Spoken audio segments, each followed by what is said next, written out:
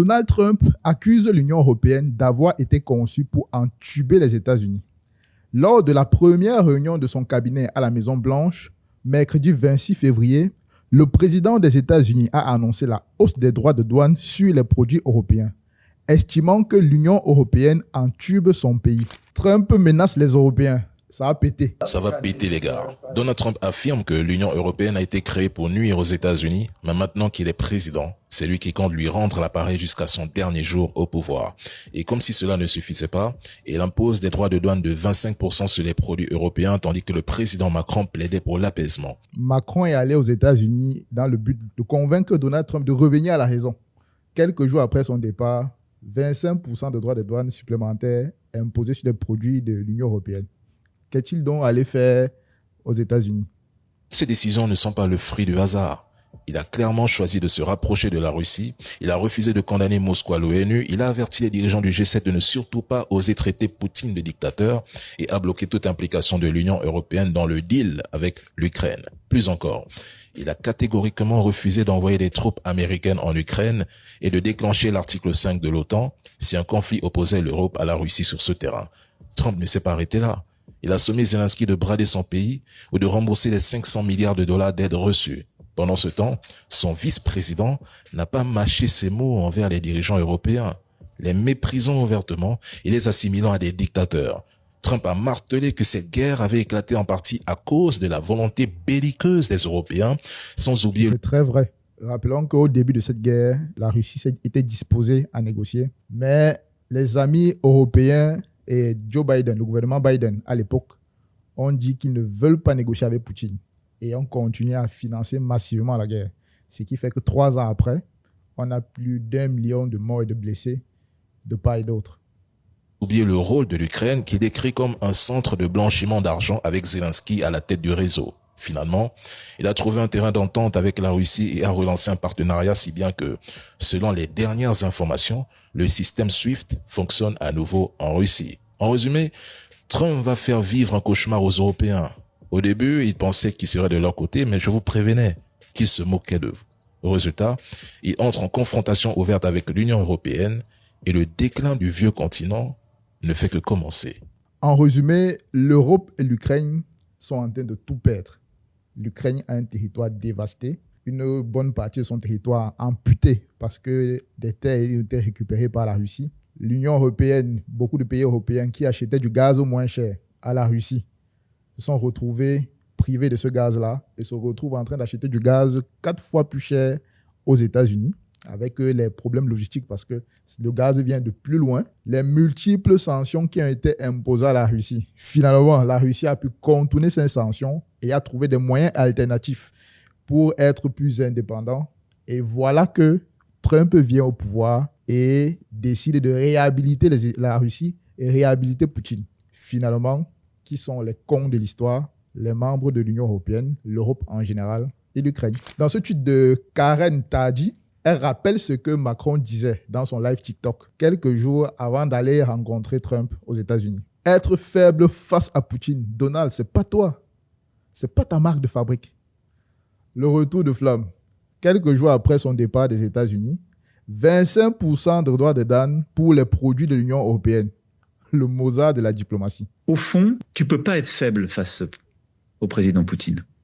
C'est pas toi, c'est pas ta marque de fabrique. C'est pas ton intérêt. Comment ensuite être crédible face à la Chine si tu es faible face à Poutine? La deuxième chose, je vais dire, si tu laisses l'Ukraine prise, la Russie, elle sera inarrêtable pour les Européens, pour tous. Mais elle sera non seulement encore plus forte, elle continue d'investir, mais elle va récupérer l'Ukraine et son armée, qui est une des plus grandes d'Europe, avec tous nos équipements, y compris les équipements américains.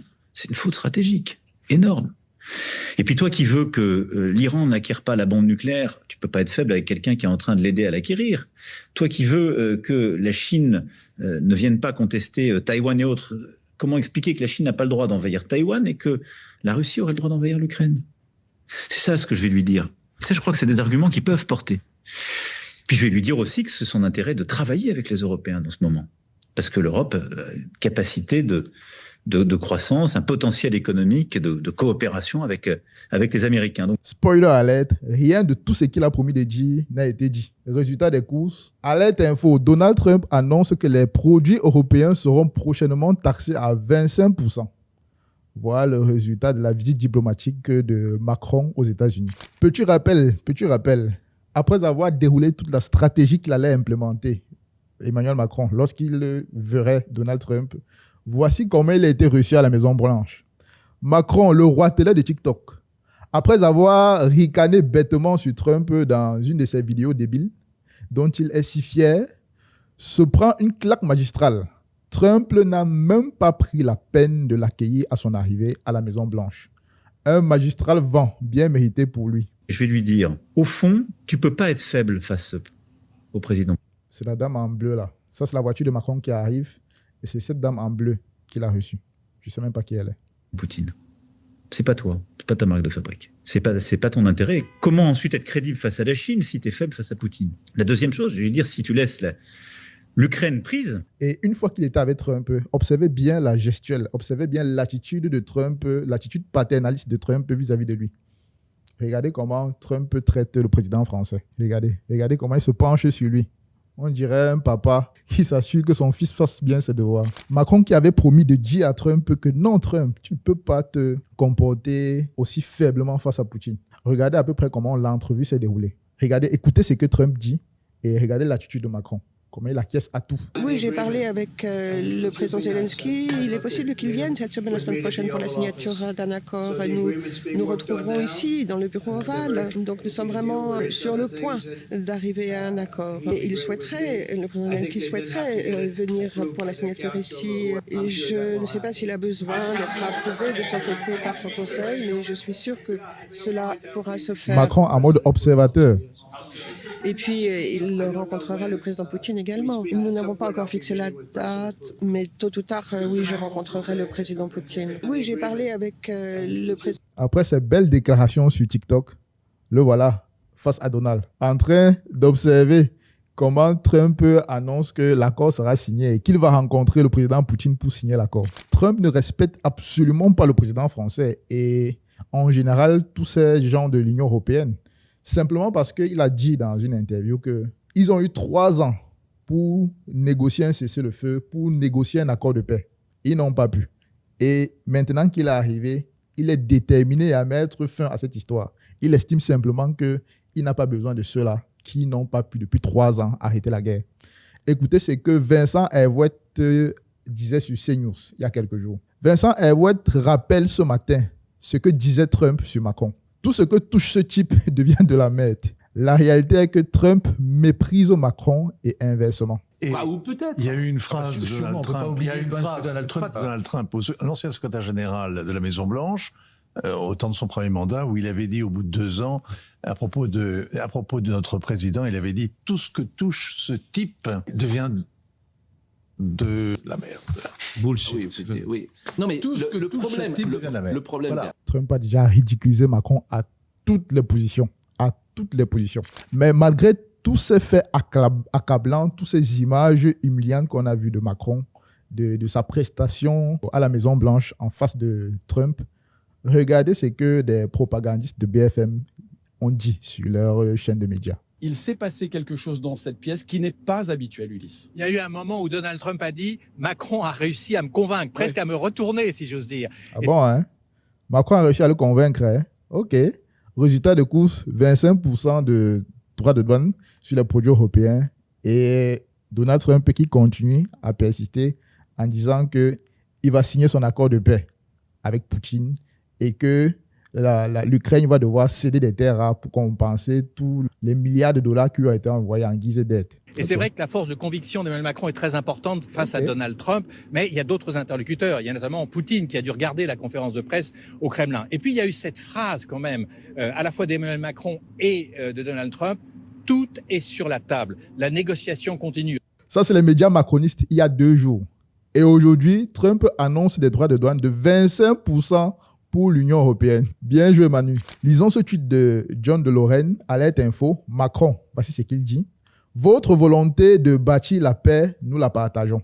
Écoutez ce que Macron dit. Celui qui, il y a quelques jours, disait que accepter de faire la paix avec la Russie serait comme un aveu de faiblesse, serait comme une défaite.